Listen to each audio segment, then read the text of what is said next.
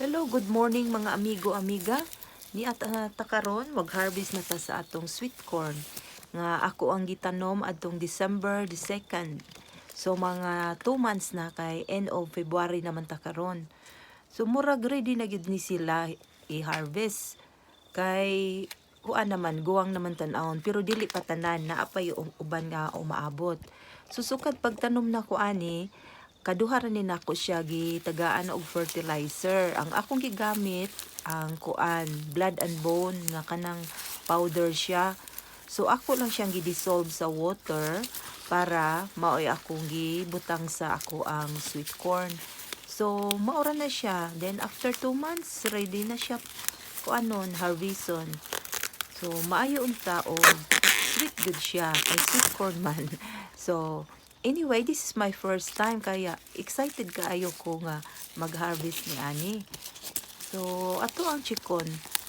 Oh, okay naman siya oh. Oh, naa na magidtan na kuan. Sok gyud kaayo siya ba.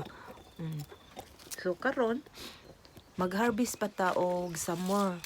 Ato ang tilawan dayon kay presko man ni siya kay tamis gyud ni. So aron ta ma-enjoy sa atong kuan gihaguan. Di ara o tan-awa. See?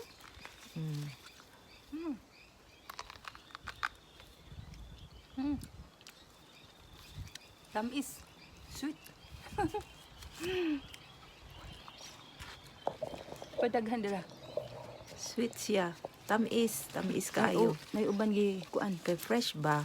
Daghang sum. Fresh from the garden. From my little usa diri. farm. Daghang sum. Gamay ra kaayo niya akong garden bed. Pa. Mga siguro kuanan ni siya 1 meter. 1 meter by half a meter. Una ni. So mo na ni siya naka-harvest ko og kuan mga 7 ka buok. So ako ana ni siyang dalon sa